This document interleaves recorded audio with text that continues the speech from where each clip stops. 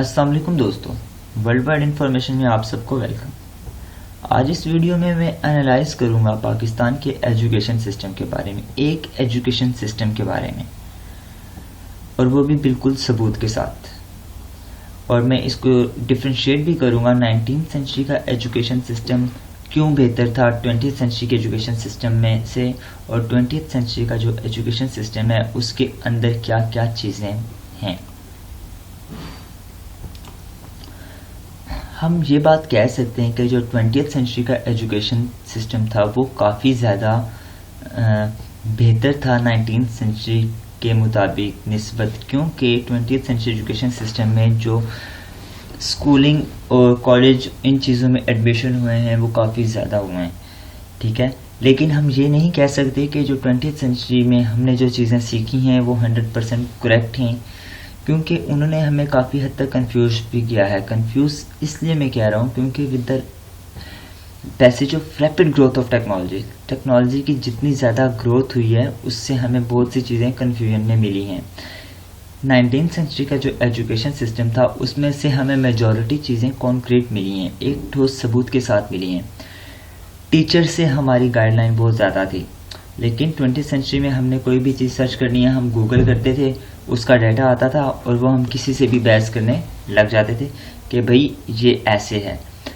अब ये भी मैंने रिपोर्ट पढ़ी है कि जो गूगल है उसमें 60% डाटा इनएक्यूरेट होता है। तो अब जो 20th सेंचुरी एजुकेशन सिस्टम है उसमें हमारे पास ओवरलोडेड इंफॉर्मेशन आ गई। वो मैं इसलिए ओवरलोडेड कह रहा हूँ क्योंकि टेक्नोलॉजी की ग्रोथ बहुत ज़्यादा हुई है। एक चीज़ गूगल पर सर्च करो उसके 10 आर्टिकल्स मिल जाते हैं, 10 तो मैंने फिर कम बता दी, काफ़ी ज़्यादा मिल जाते हैं। अब जो ओवरलोडेड इंफॉर्मेशन है वो हमेशा, कोई भी चीज़ ज़्यादा हो ना तो वो हमेशा कन्फ्यूजन क्रिएट करती है। अगर आपने कहीं शादी पे भी जाना है, अगर आपके सामने 5 से 10 सूट पड़े हुए, 5 से 6 जोड़े जूतों के पड़े हुए, तो आपको कन्फ्यूजन होगी कि मैं कौन सा सेलेक्ट करूं। तो इसी तरह जब आपके पास डाटा भी बहुत ज़्यादा पड़ा होता है तो वो हमेशा कन्फ्यूजन क्रिएट करता है कि कौन सा ठीक है और कौन सा गलत है। इसीलिए याद रखें कि रिसर्च में कहा जाता है कि आप इतना ज़्यादा डाटा ना कलेक्ट करें कि आपको उसमें पढ़ने में कन्फ्यूजन क्रिएट हो।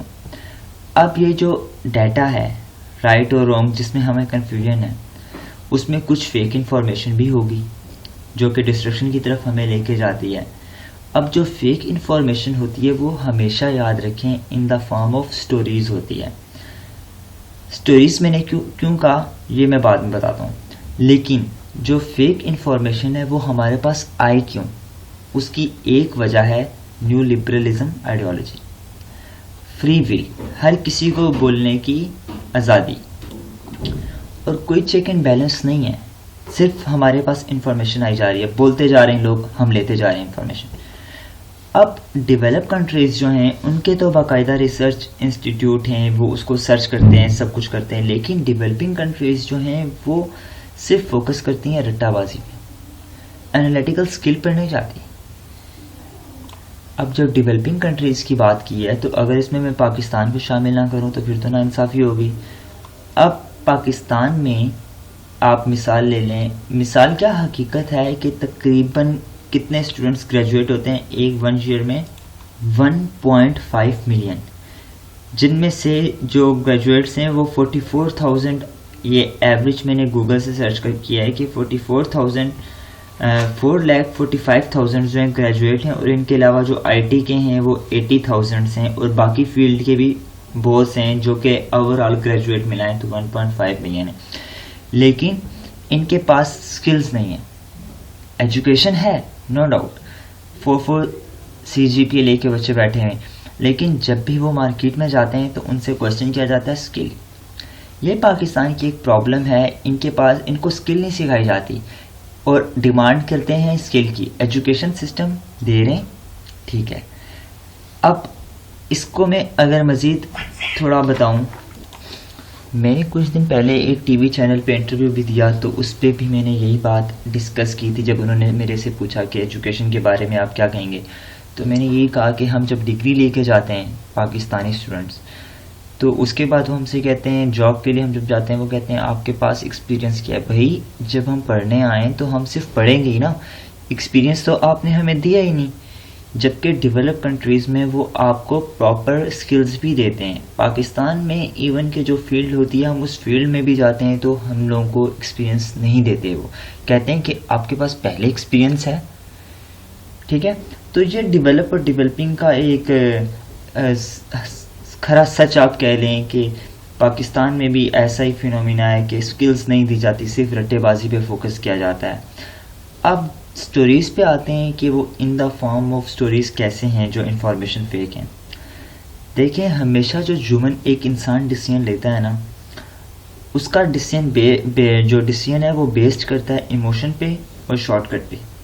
आप खुद भी हमेशा लाइफ में ये सोचते हैं कि यार कोई शॉर्टकट रास्ता हो कि मैं बहुत जल्दी अमीर हो जाऊँ, ठीक है, कोई भी शॉर्टकट वे हो जहाँ से मैं आगे निकल जाऊँ।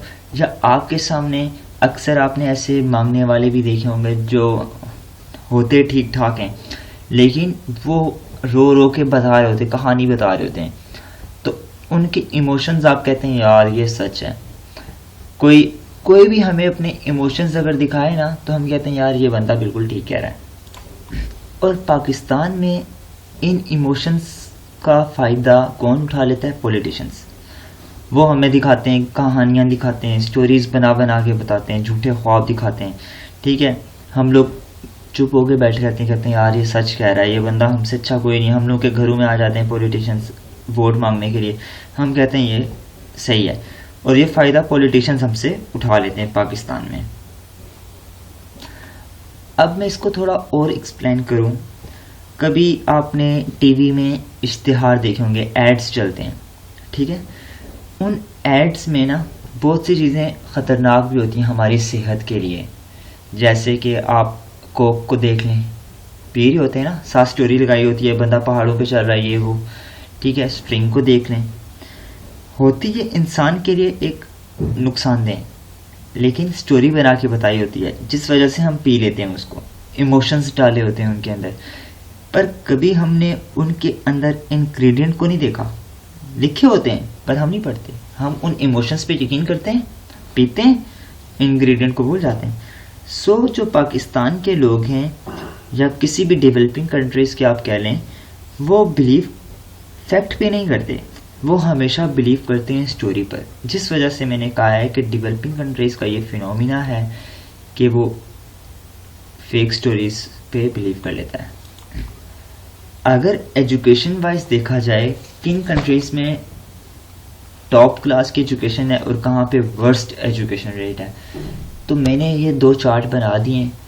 इसमें टॉप रैंक जो एजुकेशन है इन कंट्रीज़ में, फिनलैंड में नंबर 1 पे आ रहा है अभी, फिर Japan, South Korea, Denmark, Russia, Norway, UK, Israel, Sweden, Hong Kong. Then worst countries की बात करें, अंगोला, और सेकंड नंबर पे वर्स्ट पे आ रहा है पाकिस्तान, फिर एरिट्रिया और माली आ रहे हैं। ये पाकिस्तान मैंने वैसे आर्टिकल नहीं पढ़ा, ये यूनेस्को की वेबसाइट से मैंने निकाला है, United Nation Economic Social Organization की। अब पहले इधर बात कर लेते हैं फिनलैंड की और फिर बात करते हैं पाकिस्तान की। याद रखें फिनलैंड डेवलप कंट्रीज में से एक कंट्री तो है ही, लेकिन यहाँ पे टेक्नोलॉजी की ग्रोथ बहुत ज़्यादा हो रही है। ये वो वाहिद कंट्री है जहाँ पे 2040 में आप कह सकते हैं कि एक ह्यूमन की इतनी वैल्यू नहीं होगी, एक इंसान की इतनी वैल्यू नहीं होगी, क्योंकि हर चीज़ रोबोट पे होगी, ठीक है। टीचर्स वगैरह इनकी इतनी ये वो नहीं करेंगे, कुछ मखसूस लोग ये अपनी मुल्क में रखेंगे, वो भी अपना डाटा जो होगा अप टू डेट रखते जाएंगे, हर ऑर्ली के हिसाब से, घंटे के हिसाब से, सेकंड्स के हिसाब से। वो इतने टैलेंटेड लोग होंगे। अब जो बाकी क्लास है जो बिल्कुल नाकारा हो जाएगी, तो उनके लिए फिनलैंड ने सिस्टम बनाया 550 यूरो हर बंदे को घर बैठे हुए ये देगी, ये और दे रही भी है। बहुत से लोगों को 550 यूरो ये भी घर बैठे हुए दे रही है जो कुछ भी नहीं कर रहे। मतलब टेक्नोलॉजी की ग्रोथ है बहुत ज़्यादा, लेकिन उसके बावजूद भी इनके मुल्क में क्या है, इनकम आ रही है, उनकी बेसिक नीड पूरी हो रही है। अब पाकिस्तान की बात करते हैं। पाकिस्तान की जो टोटल पॉपुलेशन है वो आप कह सकते हैं 199 मिलियन और पाकिस्तान का जो एजुकेशन सिस्टम है वो कंसिस्ट है, बेस करता है 6 लेवल्स पे। एक प्री स्कूल जिसमें हम नर्सरी, प्रेप और केजी वगैरह ये कुछ आ जाते हैं, फिर प्राइमरी कह लें 1 to 5, फिर मिडिल कह लें नंबर 3 में जो 5 से 8 तक होती है, then high school 9th to 10th उसमें आ जाती है, देन इंटरमीडिएट 11th 12th और देन यूनिवर्सिटी 6th नंबर पे आती है जो कि मास्टर लेवल तक हम हायर डिग्री के लिए जो कुछ करते हैं। अब यूनेस्को ने जो रिपोर्ट बताई है कि क्यों पाकिस्तान का एजुकेशन सिस्टम सबसे वर्स्ट पे आ रहा है, क्योंकि जो उसमें एजुकेशन स्पेंडिंग है ना वो बहुत ज़्यादा कम है और with the passage of time वो डिक्रीज़ होते जा रही है, ना कि एजुकेशन पे वो ज़्यादा से ज़्यादा लगाएं। एक मुल्क की बेस होती है एजुकेशन। अगर एक मुल्क को तरक्की की तरफ लेके जाना है तो उसमें शहरी का पढ़ा लिखा होना, शहरी के साथ देहाती का भी पढ़ा लिखा होना बहुत ज़रूरी है। लेकिन यहाँ पे एजुकेशन जो स्पेंडिंग है वो डे बाय डे डिक्रीज़ हो रही है। 2010 के अकॉर्डिंग अगर देखा जाए यूनेस्को की रिपोर्ट के मुताबिक 5 मिलियन पीपल जो थे वो स्कूल में नहीं जा रहे थे और अब की रिपोर्ट में देखा जाए तो 4 से 5 मिलियन सिर्फ लड़कियां हैं जो स्कूल पे नहीं जा रही। लड़कों को आप देख लें फिर कितने होंगे। बाकी पुअर्स कंट्री भी हैं लेकिन इसका ये एक मेन फैक्ट है जो कि यूनेस्को ने दिया है। अब जो बाकी पुअर कंट्रीज़ में, अब पाकिस्तान को अगर अपना एजुकेशन सिस्टम बेहतर करना है तो सबसे पहले वो बाकी पुअर कंट्रीज़ में से निकलेगा, बेहतर की तरफ आएगा। उनकी एक अच्छी बात यह है कि उनकी जो नेटिव लैंग्वेज है ना उसको बेस रखा जाता है। ठीक है, हमें अगर वेस्टर्न से कम्पीट करना है तो हमें आनी चाहिए, अपनी इंग्लिश लैंग्वेज भी आनी चाहिए, वेस्टर्न लैंग्वेज आनी चाहिए, लेकिन that language was not our primary source. Our primary language is Urdu, जो कि हम अपनी आइडेंटिटी भूल चुके हैं। हम उर्दू से निकल के हम ग्लोबल आइडेंटिटी पे जा रहे हैं, उस पर फोकस कर रहे हैं। तो हमें पहले तो उर्दू पे ग्रिप होनी चाहिए, देन साथ उसके हमें वेस्टर्न लैंग्वेज इंग्लिश की तरफ आना चाहिए। दूसरी रीज़न अब मैं बताता हूँ। 2018 और 19 में पाकिस्तान का जो एजुकेशन बजट था वो था 35 बिलियन, जिसको कम कर रखा 35 बिलियन था, लेकिन जिसको कम किया और कितना रखा 30 बिलियन। ना कि इसको ज़्यादा करते, इन्होंने कम कर दिया। अब 2019 और 20 का बजट देखें, उसको 30 बिलियन से मज़ीद डिक्रीज़ करके अराउंड अबाउट 28 बिलियन पे रख लिया। डे बाय डे डिक्रीज़ हो रहा है और जो 28 बिलियन रखा है वो भी पूरा एजुकेशन पे नहीं दिया जा रहा। तो ये थी कुछ पाकिस्तान के एजुकेशन सिस्टम के फ्लॉज और हम एजुकेशन पे हमें जो स्टोरीज़ मिल रही हैं हम उन पर कैसे बिलीव करते हैं। अब आने वाली वीडियोस के लिए इस चैनल को आप सब्सक्राइब कर लें और नेक्स्ट वीडियो में हम डिस्कस करेंगे कि अमेरिका को क्यों बेल्ट रोड इनिशिएटिव से एक ख़तरा लाहक है। Thank you for watching.